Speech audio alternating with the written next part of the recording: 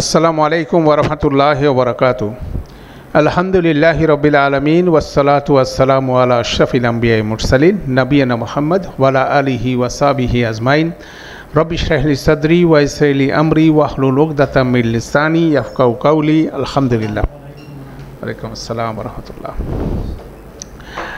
আমরা আজকে ইনশাআল্লাহ সূরা আত-তুরের শেষ কিছু আয়াত নিয়ে আলোচনা করব, 45 থেকে 49 নম্বর আয়াত।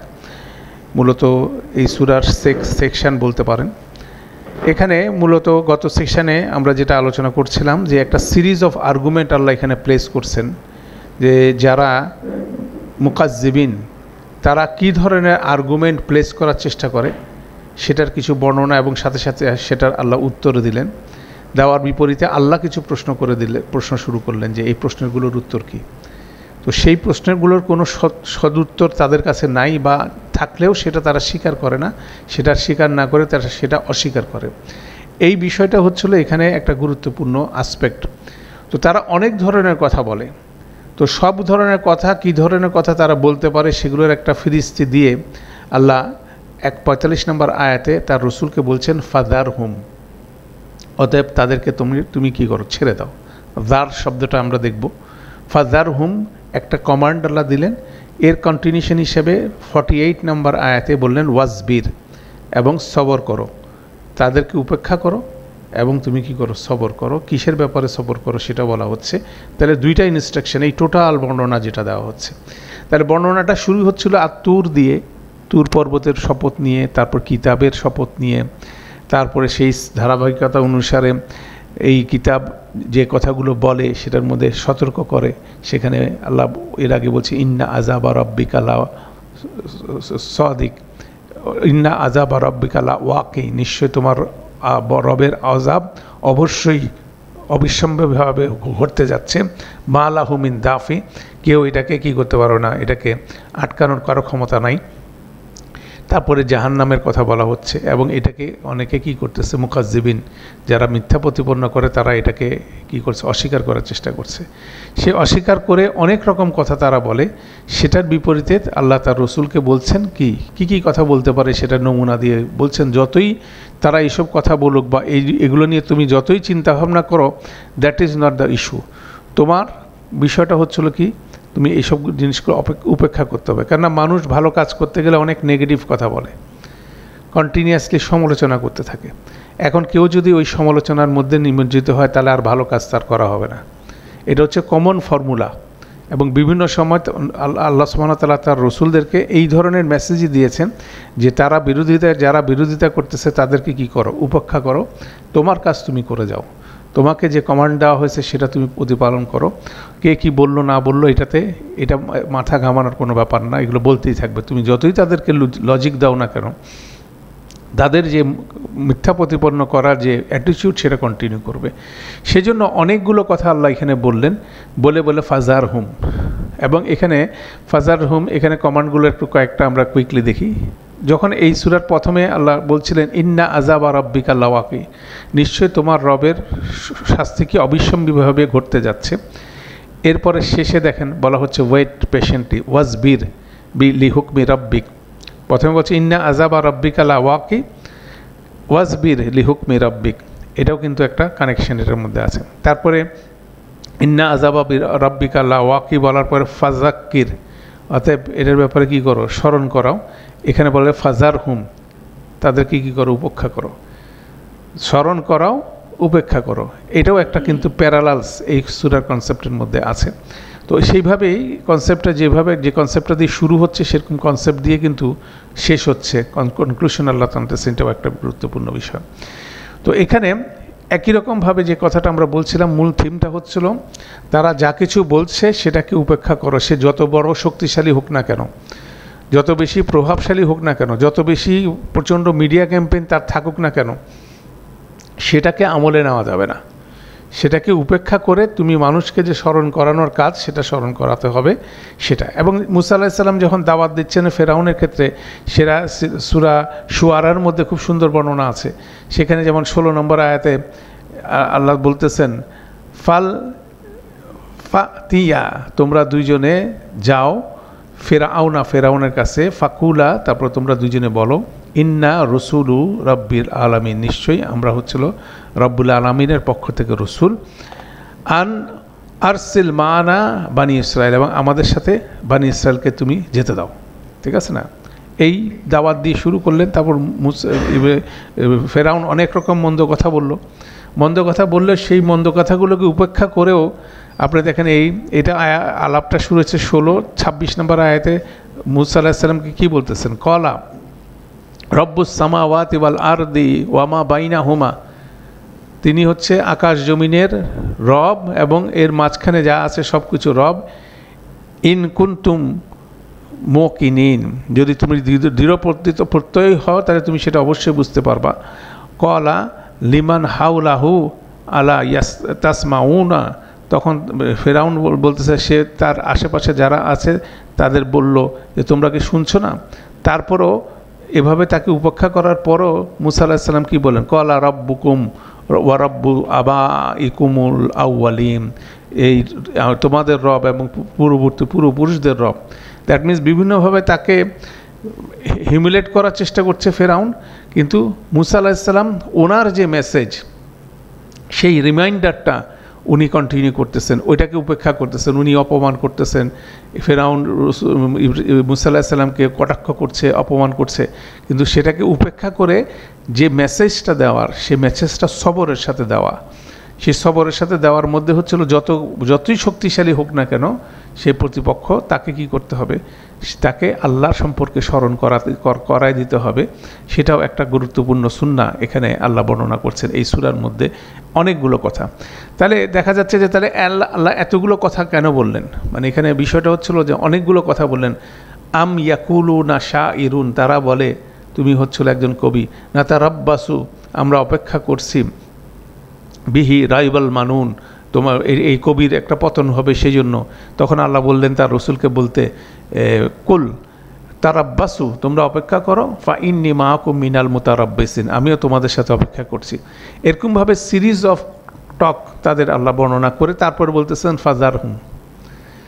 তাহলে এতগুলো কথা কেন বললেন? তারপর ফাজার হুম বললেন, ঠিক আছে, ফাজার হুম বললেন, ওয়াজবির বললেন, তাহলে তাদেরকে ছেড়ে দাও, আবার তাদেরকে কি করো, রিমাইন্ড করো। তাহলে দুইটা জিনিস একসাথে যায় কিভাবে, সেটাও একটা চিন্তা করার বিষয়। তো সেখানে আমরা বলছিলাম যে একটা সোসাইটিদের মধ্যে মাইনরিটি দুইটা পার্ট থাকে, একটা মেজরিটি পার্ট থাকে। মাইনরিটি একটা পার্ট হচ্ছিল যারা কুফর করে, তারা সংখ্যা খুবই কম। যারা মুমিন প্রকৃত ইমানদার তাদের সংখ্যাও খুব কম, কিন্তু ইন বিটুইন যারা থাকে এটাকে বলে সাইলেন্ট মেজরিটি। সাইলেন্ট মেজরিটির লোকের সংখ্যা বেশি। আল্লাহ সুবহানাহু ওয়া তাআলা মুমিন হিসাবে সেই সাইলেন্ট মেজরিটিকে রিমাইন্ড করে যেতে বলছেন। তারা এসে আপনার কাছে কোনোভাবে বলবে না আপনার বক্তৃতা খুব সুন্দর হয়েছে বা আপনাকে আমরা দেখতেছি, বা তাদের কাছ থেকে আপনি কোনো রেসপন্স আপনি পাবেন না।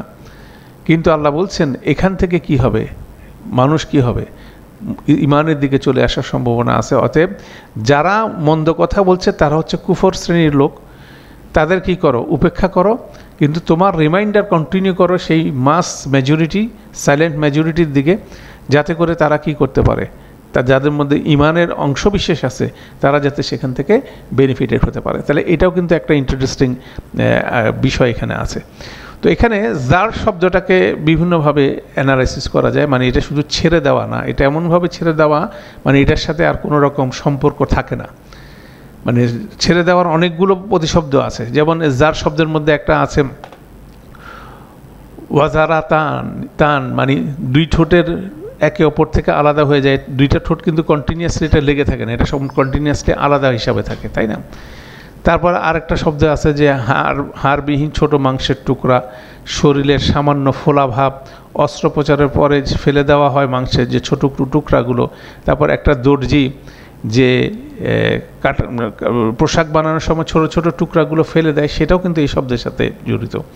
সেই জন্য সেখান থেকে বলা হচ্ছে যে লিভিং সামথিং উইদাউট থিঙ্কিং, মানে কোনো কিছু চিন্তা ভাবনা করা ছাড়া যেটা আবর্জনার মতো ফেলে দেওয়া হয় বা যেটা অ্যাবান্ডেন করে দেওয়া হয় সেটা হচ্ছে জার। সেই জন্য ফাজার হুম যখন বলা হচ্ছে তখন খুব স্ট্রংলি বলা হচ্ছে এটা নিয়ে তোমার কনসার্ন হওয়ার কিছু নাই, কিন্তু কনসার্ন হওয়ার মতো আচরণই কিন্তু তারা করছে। যখনই রাসূল সাল্লাল্লাহু আলাইহি সাল্লাম বলছেন ইন্না আযাবা রাব্বিকা লাওয়াকি মা লাহু মিন দাফি, যখন বলছে তখন সাথে সাথে তারা সেটাকে নিয়ে কটাক্ষ করছে। তারা বিভিন্ন রকম বলছেন, তাকে কি বলতেছেন সাহিরুন, তাকে মাজনুন, তাকে কাহিন, এইসব অপবাদ দিচ্ছেন। শাইরুন বলছে তাকাউল, বিভিন্ন রকম বিশেষণ দিয়ে তাকে উত্তেজিত করার চেষ্টা করতেছে। এরা হচ্ছে minority of the society, but প্রভাবশালী।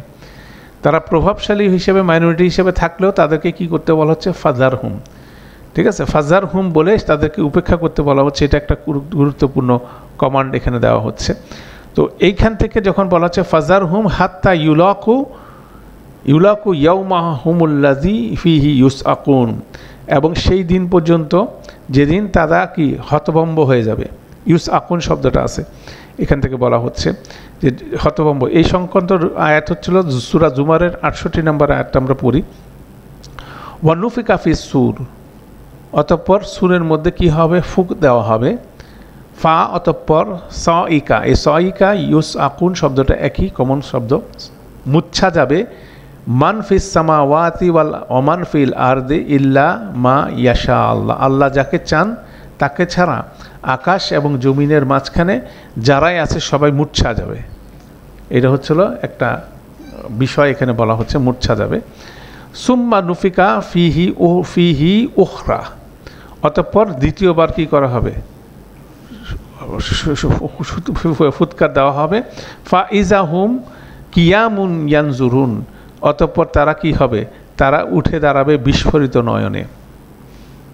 দ্যাট মিনস দুইটা সুরের কথা বলা হচ্ছে। একটা প্রথম সুরে সবাই মূর্ছা যাবে, আর সেকেন্ড সুরের সাথে সাথে কি হবে, সবাই দণ্ডায়মান হবে। এটা হচ্ছে বিচারের দিনের বর্ণনার একটা বর্ণনা আছে এখানে। দেখেন সাইকা এই শব্দটাই বলা হচ্ছে আল্লাযী ফিহি ইউসআকুন। দ্যাট মিনস সেদিন হঠাৎ করে যখন সেই শব্দ ফুৎকার আসবে সাথে সাথে তারা কি হবে, সবাই মূর্ছা যাবে। অতদিন পর্যন্ত আল্লাহ তাদেরকে অবকাশ দিচ্ছেন। সেই জন্য বলছে ফাজার হুম, তাদেরকে ছেড়ে দাও, হাত্তা যতক্ষণ ইউলাকু তারা মিলিত হয় ইয়াউমা হুমুল্লাযী ফি ইউসআকুন, সে কঠিন বিষয়টার দিকে তারা নেয়। সেটাই এই সূরার প্রথমে বলা হচ্ছে ইয়াউমা তামুরুস সামাউ মাউরা ওয়া তাসিরুল জিবালু সাইরা, এই জিনিসটা এখানে বর্ণিত হচ্ছে। এইটা হলো গুরুত্বপূর্ণ বিষয়। তারপরে আয়াতে আল্লাহ বলছেন ইয়াউমা লা ইউগনি আনহুম কাইদুহুম শাইআন ওয়ালা হুম ইউনসরুন। কায়দার কথা বলা হচ্ছে, এর আগে আমরা বলছি যে সেদিন তাদের কোনো চাল চক্রান্ত তাদের কোনো কাজে আসবে না, আর তাদের সাহায্য করা হবে না। এর আগে 42 নম্বর আয়াতে আমরা পড়ে আসছি আম ইউরিদুনা কায়দা, তারা কি কায়েদ করতে চেষ্টা করে, তারা কি ইচ্ছা করে কোনো রকম ষড়যন্ত্র করতে। আল্লাহ বলছেন ফাল্লাযিনা কাফারু হুমুল মাকিদুন, যারা কুফর করে তারা বড় ধরনের মাস্টার প্ল্যানের আন্ডারে তারা কি মুভ করতেছে, এবং সেখানে কি হবে, তাদেরকে সেই সুরের বিপরীতে তাদেরকে তারা সেখান থেকে অজ্ঞান হয়ে যাবে, এবং আরেকটা সুরের বিপরীতে তারা সেখানে দাঁড়াবে। অতএব তারা একটা মাস্টার প্ল্যানের আন্ডারে যাচ্ছে।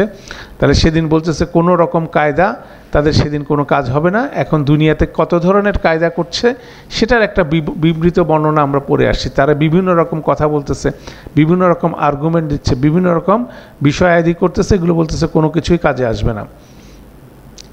তারপরে বলা হচ্ছে ফাল্লাযিনা ফা ইন্না লিল্লাযিনা যালামু আযাবান দুনা যালিক, নিশ্চয়ই যারা জুলুম করেছে আযাব এটার বাদে তাদের উপর কি হবে, আযাব আসবে। এটা বলতে জালিকা বলতে এখানে মূলত 3 ধরনের শাস্তির কথা বলা আছে। কোরআন মজিদে যখন শাস্তির কথা বলা হচ্ছে এটা মূলত 3 ধরনের শাস্তি। একটা হচ্ছে দুনিয়ার শাস্তি, একটা হচ্ছে বিচারের দিনের শাস্তি, আর একটা হচ্ছে জাহান্নামের শাস্তি। এই সূরার প্রথমে বর্ণিত হয়েছে কি বিচারের দিনের শাস্তি। ইয়াউমা তামুরুস সামাউ মাউরা ওয়া তাসিরুল জিবালু সাইরা ফাওয়াইলুন ইয়াউমা ইযিন লিল মুকাজ্জিবিন, বিচারের দিন যারা মিথ্যা প্রতিপন্ন করছে তারা কঠিন পরিস্থিতির সম্মুখীন হবে। আকাশ কি হবে, আলোড়িত হবে, আর জমিনের মধ্যে পর্বতগুলো নড়তে থাকবে, প্রসারিত হতে থাকবে। এই তাণ্ডবের মধ্যে যারা কুফর করছে তারা সেদিন মুকাজ্জিবিনরা কি কঠিন পরিস্থিতির এটা হচ্ছিল বিচারের দিনের আযাব। তারপর তাদেরকে কি কোথায় ফেলা হবে, ইয়াউমা ইউদাউনা ইলা নারি জাহান্নামা দাআ, তাদেরকে জাহান্নামের মধ্যে নিক্ষেপ করা হবে কঠিনভাবে।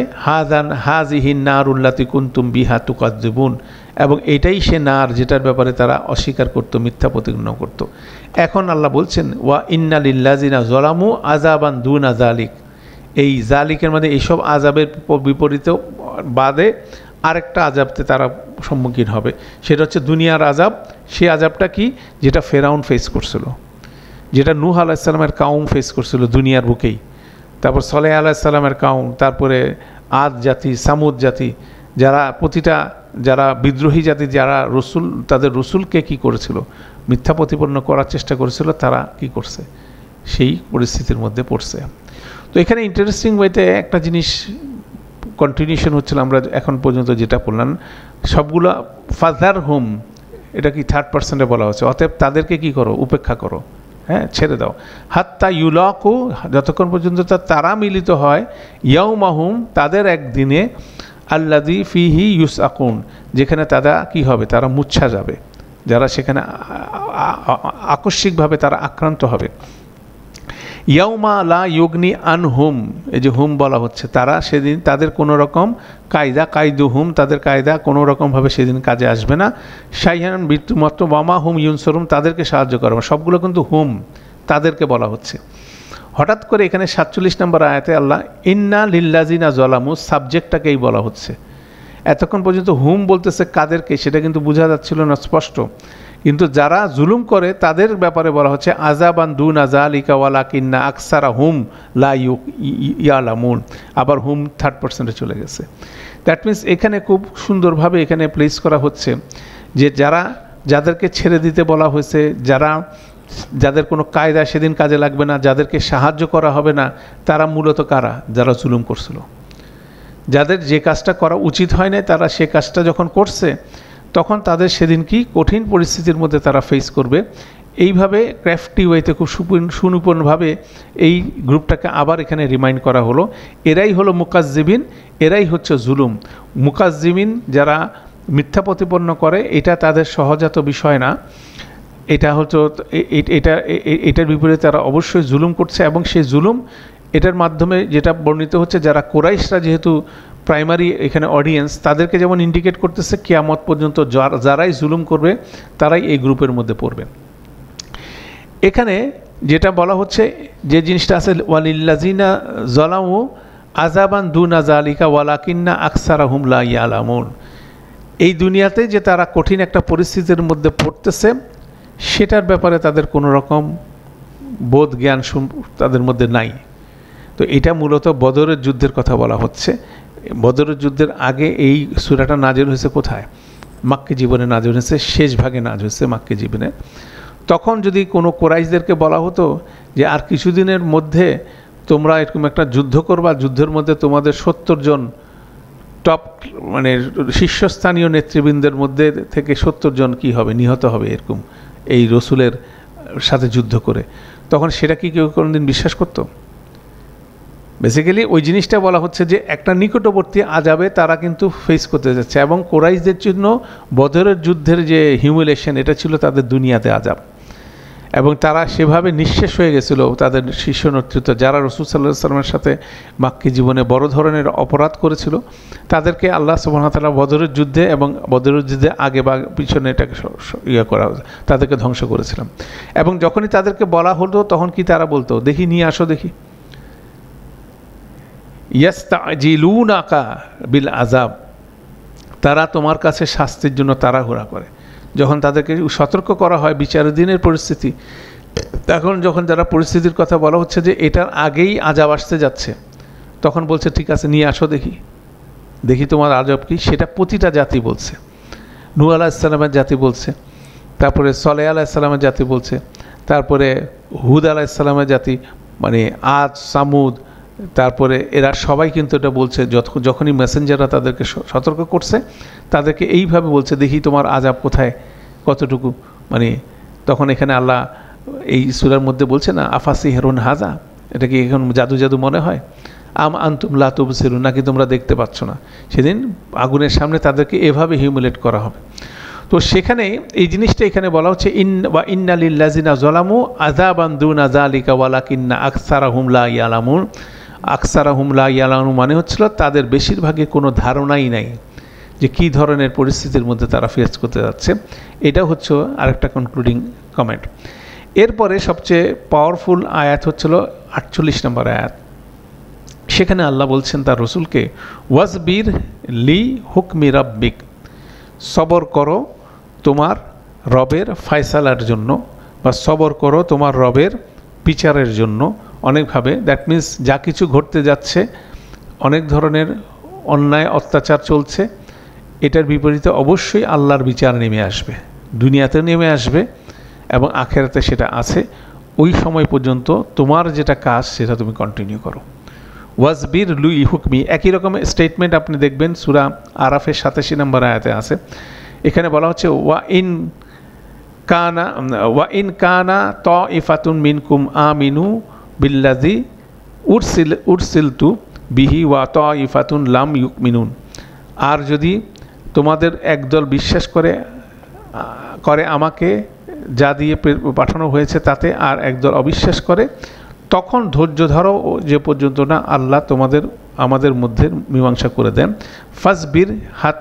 ফাসবিরু হাত্তা ইয়াহকুমাল্লাহু বাইনানা, তা আল্লাহ যতক্ষণ পর্যন্ত মীমাংসা করে দিচ্ছে ততক্ষণ পর্যন্ত সবর করতে বলা হচ্ছে। একদল বিরোধিতা করতেছে, একদল ঈমান আনছে, এই কনফ্লিক্টের বিপরীতে কি অবশ্যই আল্লাহ দুনিয়াতে একটা ফয়সালা আসবে এবং আখেরাতে আলটিমেট ফয়সালা সেখানে আসতেছে।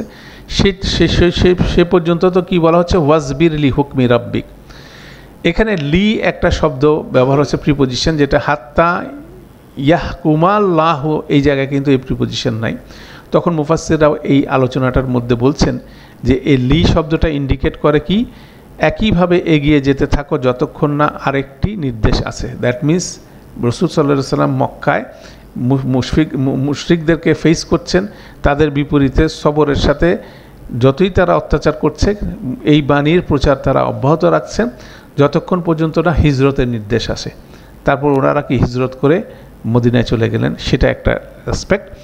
আরেকটা হচ্ছে আল্লাহ আর নির্দেশে এগিয়ে যান, মানে আল্লাহ যেহেতু নির্দেশ দিচ্ছেন তাহলে এখানে আর কোনো রকম অন্য কিছু চিন্তা করার কোনো সুযোগ নেই। ফাসবির, সবর করা মানে শুধু বসে থাকা না, যেটা করণীয় সেটা করে অব্যাহত রাখা, সেটাও একটা কাজ।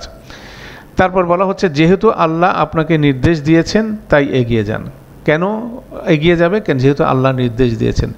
ওয়াজার এবং ওয়াজাক্কির, ফাজাক্কির, এই শব্দগুলো এখানে উচ্চারিত হচ্ছে এই সূরাগুলোতে। দ্যাট মিন্স তাদেরকে উপেক্ষা করো, ফাতাওয়াল্লা আনহুম, তাদের থেকে ফিরে যাও। দ্যাট মিন্স সবসময় কি মাইনরিটি সেই ডিসবিলিভারদেরকে ইগনোর করো, মেজরিটি সাইলেন্ট মেজরিটির প্রতি কী করো, আহ্বান জানাও। সেই জন্য তারা কোনো রেসপন্স করবে না, কিন্তু তোমার কাজ হচ্ছে তাদেরকে কী করা, তাদেরকে দিনের দিকে আহ্বান করা, তাদের সামনে রোল মডেল হিসেবে নিজেকে প্লেস করা। এটা সময়ের ব্যাপার, আল্লাহ এদের বিপরীতে আল্লাহর ফয়সালা দিয়ে দিবেন। অতএব সেই জিনিসটা এখানে খুব শক্তিশালী করে বলা হচ্ছে, ওয়াসবির লি হুকমি রাব্বিক। তারপরে পাশাপাশি এটা কোরআনের রেফারেন্সের বলা হচ্ছে হুকমু রব্বিকা, এটাকে কোরআনের কথাও বলা হচ্ছে, কোরআনের দিকে ডাকার কথা বলা হচ্ছে। এবং তারপর সেটা বলা হচ্ছিল শেষে আল্লাহ একটা সুন্দর ফ্রেজ ব্যবহার করছেন, বলতেছেন ফা ইন্নাকা বিআইউনিনা, তুমি তো অবশ্যই আমাদের চোখের সামনেই আছো। এটা অসাধারণ একটা অ্যানালজি এখানে আল্লাহ দিচ্ছেন যে মুশরিকরা ওনাকে কটাক্ষ করছে, ওনার উপর আক্রমণ করছে, ওনাকে আল্লাহ সুবহানাহু ওয়া তাআলা বলতেছে কি, ওয়াজবির লি হুকমি রাব্বিক, তোমার রবের হুকুমের বিপরীতে তুমি কি করো, সবর করতে থাকো, তোমাকে যেটা বলা হয়েছে সেটা নিয়ে তুমি করে যাও, যত রকম প্রতিকূলতার সৃষ্টি হোক করুক না কেন। শেষে আল্লাহ বলতেছেন ফা ইন্নাকা, নিশ্চয়ই তুমি বিআইউনিনা, তুমি তো আমাদের চোখের সামনেই আছো। এটা অসাধারণ একটা বিষয়। এই ফ্রেজটা আল্লাহ সুবহানাহু ওয়া তাআলা নূহ আলাইহিস সালাম এবং মূসা আলাইহিস সালামের ক্ষেত্রে ব্যবহার করছিলেন।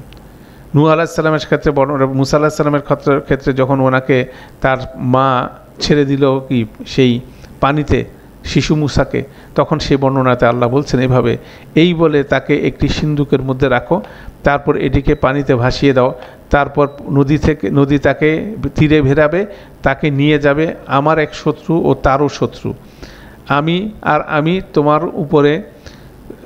তোমার উপরে আমার তরফ থেকে ভালোবাসা অর্পণ করেছিলাম, আর যেন তুমি আমার চোখের সামনে প্রতিপালিত হতে পারো। সেই ওয়ালি তুসনা আল্লাহ আলা আইনি, এবং যাতে করে তুমি আমার চোখের সামনে বড় হতে পারো, সেরকম একটা ফ্রেজ মুসা আলাহিসাল্লামের ক্ষেত্রে ব্যবহার করা হয়েছে। নূহ আলাহিসাল্লামকে যখন নৌকা বানাতে বলা হলো, তখন তিনি আল্লাহ বলছেন কিভাবে, আর আমাদের চোখের সামনে ও আমাদের প্রত্যাদেশের মতে জাহাজ তৈরি করো। ওয়াস নাই ফুলকা বিল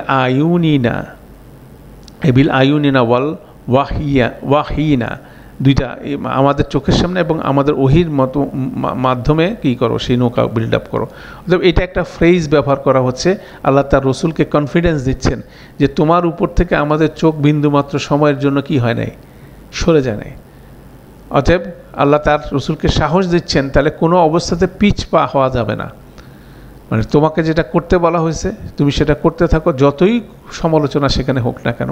সেই জিনিসটা কিন্তু একটা গুরুত্বপূর্ণ একটা কনফিডেন্সের জায়গা। ফা ইন্নাকা বি আয়ুনিনা, মানে যে কোনো দাওয়াতি কাজে যখন মানুষ বিরূপ পরিস্থিতির সম্মুখীন হয়, তখন এই জিনিসটাই আল্লাহ এখানে রিমাইন্ড করতেছে, ফা ইন্নাকা বি আয়ুনিনা।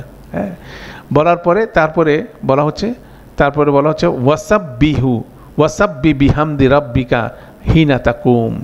এটা হচ্ছে আরও মানে আরও খুব হেভি একটা টার্ম বলতেছে। অতএব তাসবিহ করো হামদি রাব্বিক, তোমার রবের হামদ সহকারে তাসবিহ করো, হাত্তা হিনা তাকুম, যখন তুমি উঠে দাঁড়াবে।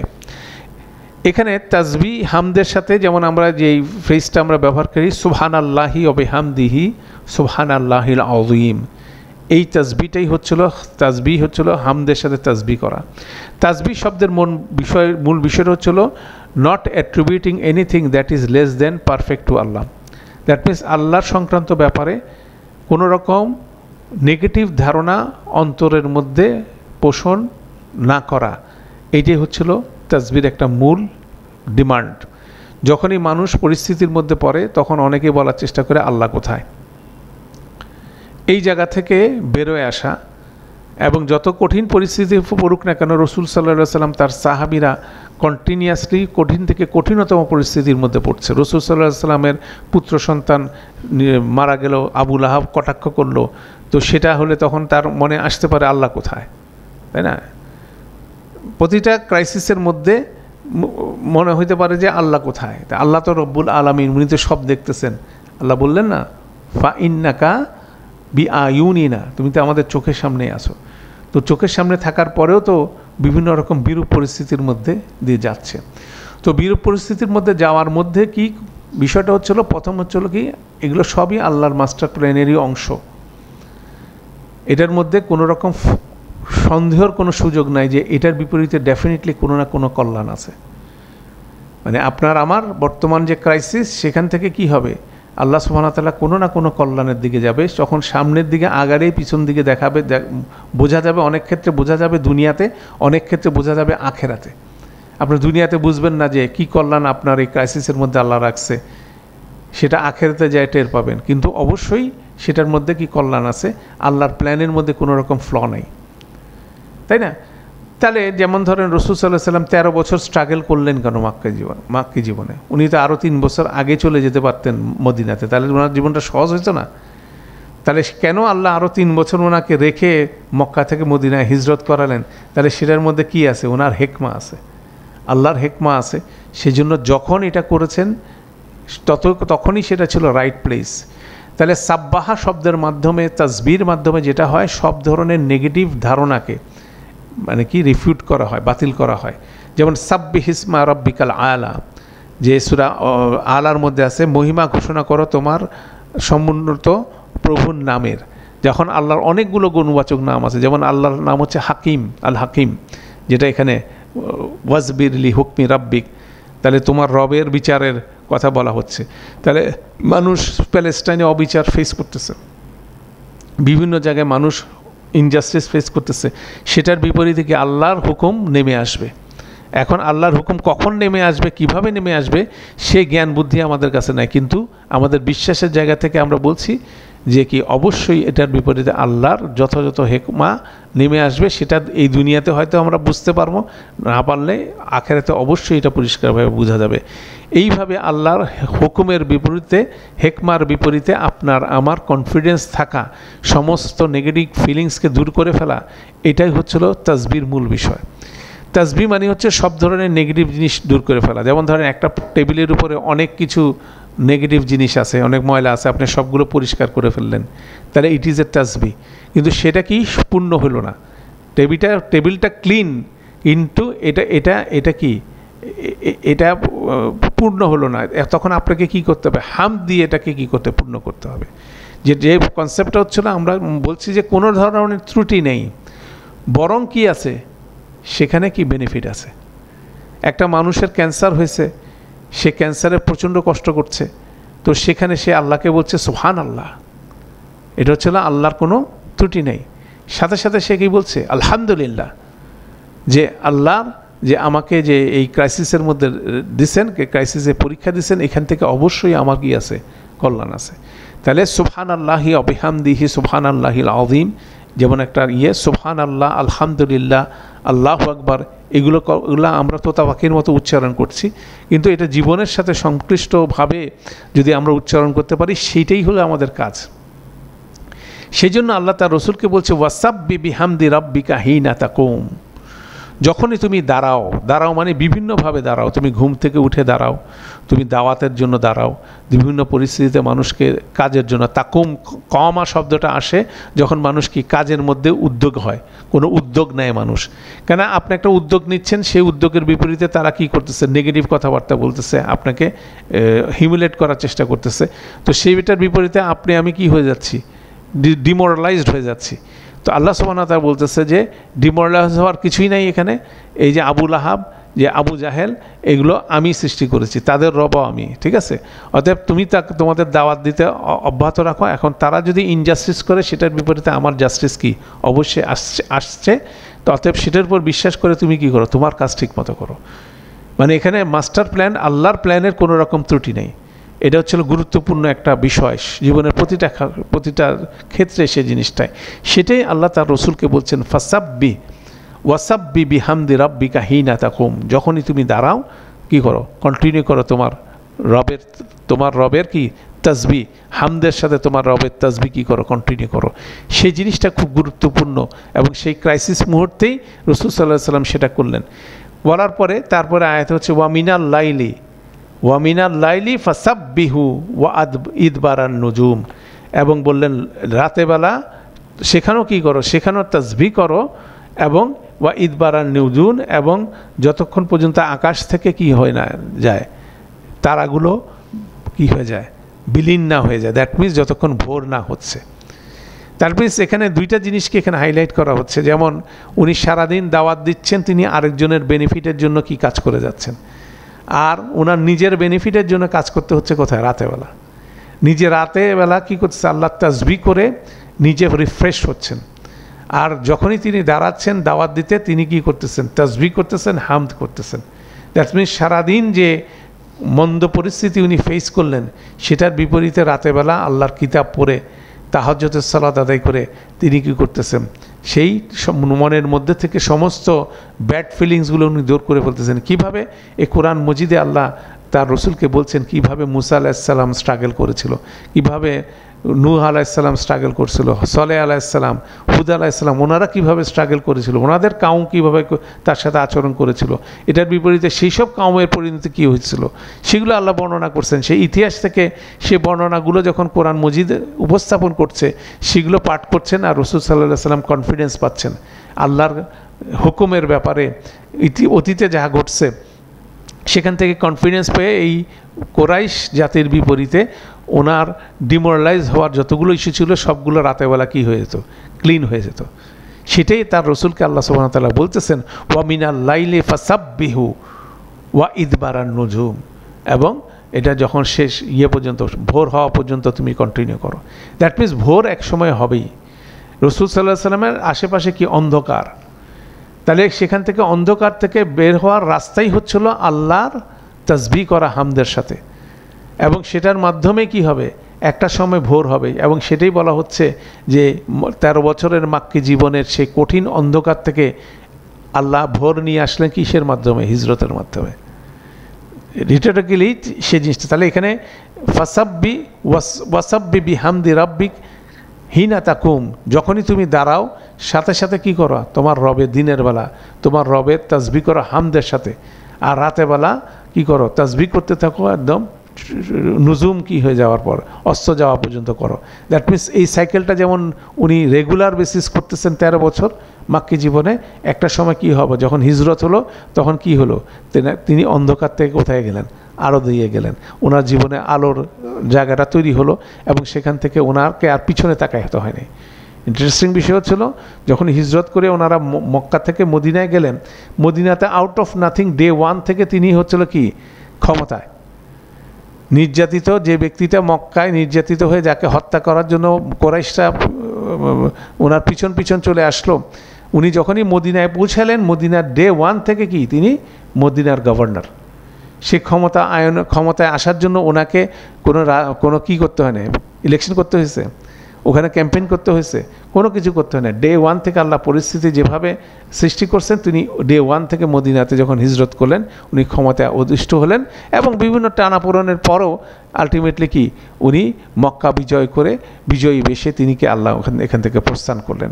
অতএব এগুলো কিন্তু অসাধারণ স্ট্রাগল, রসুল সাল্লাল্লাহু আলাইহি সাল্লামের জীবনের স্ট্রাগল, যেটা কোরআনে অ্যাডভান্স ওয়েতে বলে যাচ্ছে। ওয়া ইন্না লিল্লাযিনা যালামু, নিশ্চয়ই যারা জুলুম করেছে তারা কি করতেছে? তারা আযাব ফেস করতে যাচ্ছে। আযাবান দুনা যালিক, যা কিছু আযাবের কথা বলা হচ্ছে আখিরাতের, এর বিপরীত, এর ছাড়াও দুনিয়াতে তারা আযাব করছে। ওয়ালাকিন্না আকসারহুম লা ইয়ালামুন, তাদের বেশিরভাগই সেটা জানে না। দ্যাট মিনস তাদের বেশিরভাগ এটা আঁচ করতেই পারে না যে তার সামনে কত বড় ধরনের আযাব দুনিয়াতে অপেক্ষা করছে যদি সে আল্লাহ এবং তার রসুলকে অস্বীকার করে, মিথ্যা প্রতিপন্ন করার চেষ্টা করে। এটার পরিণতি দুনিয়াতেই ভয়াবহ, এবং আখিরাতেও বাকি জিনিসটা আসতেছে। এটা যেমন বলছেন, তাহলে ভবিষ্যতের কথা কন্টিনিউয়াসলি আল্লাহ তার রসুলকে এবং তার সাহাবীদেরকে কিন্তু বলে যাচ্ছেন। অতীত থেকে শিক্ষা দিচ্ছেন যে অতীতে এই ঘটনাগুলো ঘটছে, ভবিষ্যতে এতে হবে। তাহলে তোমার মূল কাজটা কি? মূল কাজটা হচ্ছে আল্লাহর তাসবিহ করা, কোনো কিছু আল্লাহর কন্ট্রোলে নেই। বা ইন্নাকা বি আয়ুনিনা, নিশ্চয়ই তুমি আমার চোখের সামনেই আছো, আমাদের চোখের সামনেই আছো। অতএব তোমার উপর থেকে আমাদের নজর কিন্তু কোনো জায়গায় বিচ্যুত হয় নাই। যা এটা একটা গুরুত্বপূর্ণ ফ্রেজ। অতএব সেভাবেও কিন্তু রসুল সাল্লাল্লাহু আলাইহি সাল্লামকে কনফিডেন্স দিচ্ছে। তাহলে মূল কাজটা হচ্ছিল আল্লাহর সাথে সম্পর্ক তৈরি করা, আল্লাহর সাথে সম্পর্ক কন্টিনিউ করা, তাই না? সেটাই আমাদের, সেটা করার জন্যই আমরা 5 ওয়াক্ত সালাত আদায় করি, তাহাজ্জুদের সালাত আদায় করি, এবং সেটার টোটাল কন্টেন্ট হচ্ছে কোরআন মজিদ। এবং সেই কোরআন মজিদ না বুঝলে তাহলে কিন্তু সেই জিনিসটা আমি করতে পারবো না। এবং সেটা যে যত সুন্দরভাবে করতে পারছে, সে তত সঠিকভাবে সঠিক কাজটা দিনের বেলা করতে পারতেছে, এবং রাতের বেলা সে কনফিডেন্সটা নিতেছে। কেন দিনের বেলাটা প্রতিটাই কাজটি কী হবে? কঠিন থেকে কঠিনতম কাজ, বিরূপ পরিস্থিতিতে তাকে অপারেট করতে হবে, এবং সেখান থেকে সে শুধুমাত্র কোরআনের মেসেজের বিপরীতে আল্লাহর তাসবিহ করতে পারবে এবং আল্লাহর হামদ করতে পারবে। এই জিনিসটা জারি রাখার মাধ্যমে কিন্তু সে কনফিডেন্স পাবে। এটা অসাধারণ একটা সিক্রেট বিষয় আল্লাহ এখানে ডিসক্লোজ করলেন, এবং এটা দেখবেন কোরআন মজিদে বিভিন্ন জায়গায় একই জিনিসই আছে। তো কেন বলা হচ্ছে যে আল্লাহর 5 ওয়াক্ত সালাতে কোরআন মজিদ বুঝে পড়ার বিষয়টা হচ্ছে এটা, যে আল্লাহ আমাকে তো কোরআনের মাধ্যমে কি হিদায়াত দিচ্ছেন। আমি বিভিন্ন বিরূপ পরিস্থিতির মধ্যে দিয়ে যাচ্ছি, যে কোনো ধরনের বিরূপ পরিস্থিতি থেকে উত্তরণের একমাত্র রাস্তা হচ্ছিল কোরআন মজিদ, যখন আমরা এটা সালাতে পড়ি। অতএব কোরআনের সাথে সম্পর্ক রাখার বিকল্প অন্য কিছু নাই, এবং সেটাই রসুল সাল্লাল্লাহু আলাইহি সাল্লামকে আল্লাহ ইনস্ট্রাক্ট করতেছেন, ওয়াসাব্বি বিহামদি রাব্বিকা হিনা তাকুম ওয়া মিনাল লাইলি ফাসাব্বিহু ওয়া ইদবারান নুজুম। এই শেষের আয়াতটা অসাধারণভাবে আল্লাহ কন্ট্রোল করছে। যাই হোক, আলহামদুলিল্লাহ, আমরা দীর্ঘ বেশ কিছুদিন যাবৎ সূরা আত-তুরের উপর আলোচনা কনক্লুড করলাম। আশা করি যারা ফলো করছেন হয়তোবা ওনাদের রিডিং স্মুথ হয়ে গেছে। আপনি যদি প্রতিদিন এই সূরাটাকে একবার করে পড়তে পারেন, লাস্ট হয়তোবা আমরা অলমোস্ট 10 উইকস আমরা এটাকে নিয়ে কাজ করছি, তাহলে আপনি যদি রিডিং পড়েন এটার মধ্যে আর আমার জড়তা থাকবে না, বুঝের মধ্যে জড়তা থাকবে না। এটা আমাদের রেগুলার রিসাইটেশনের মধ্যে একটা সূরা হয়ে যাক। দ্যাট মিনস সামনে রমাদান আসতেছে, এবছর গত রমাদান থেকে এই রমাদানের মধ্যে আমরা সূরা কফ, সূরা যারিয়াত এবং সূরা তুর, তিনটা আমরা কমপ্লিট করলাম। ইনশাল্লাহ নেক্সট ক্লাসে আমরা সূরা আন-নাজম শুরু করব এবং সেটার মাধ্যমে হয়তো রমাদানের আগে আমরা সূরা নাজমের একটা ভালো পোর্শন অগ্রগতি করতে পারবো। এইভাবে আমরা একটা টার্গেট নিয়ে রমাদান টু রমাদান আমাদের কোরআনের সাথে সম্পর্কটা আবার বাড়িয়ে নেওয়ার চেষ্টা করবো। আল্লাহ আমাদের জন্য সহজ করুন যাতে আমরা এটাকে অক্ষুণ্ণ রাখতে পারি এবং এই প্রচেষ্টাতে আমরা সবাই যাতে একসাথে থাকতে পারি। সুবহানাকাল্লাহুম্মা ওয়া বিহামদিকা আশহাদু আল্লা ইলাহা ইল্লা আনতা আস্তাগফিরুকা ওয়া আতুবু ইলাইক। আসসালামু আলাইকুম ওয়া রাহমাতুল্লাহি ওয়া বারাকাতুহু।